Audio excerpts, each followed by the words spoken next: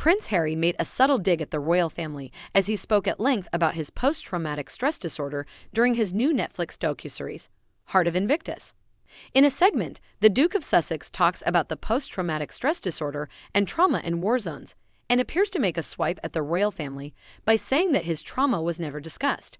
He said, "Look, I can only speak to my own experience, but from my tour of Afghanistan in 2012 flying Apaches. Somewhere after that, there was an unraveling. And the trigger for me was actually returning from Afghanistan, but the stuff that was coming up was from 1997 from the age of 12.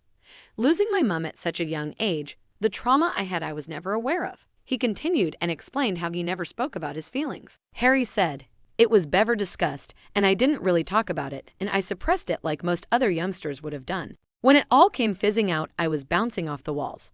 What is going on here? I am now feeling everything instead of being young. The biggest struggle for me was no one around me really could help.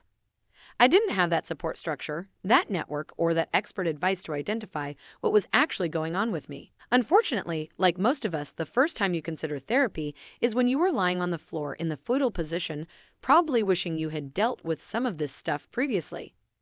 And that's what I really want to change." However, this is not the first time that the Duke of Sussex has spoken about his trauma.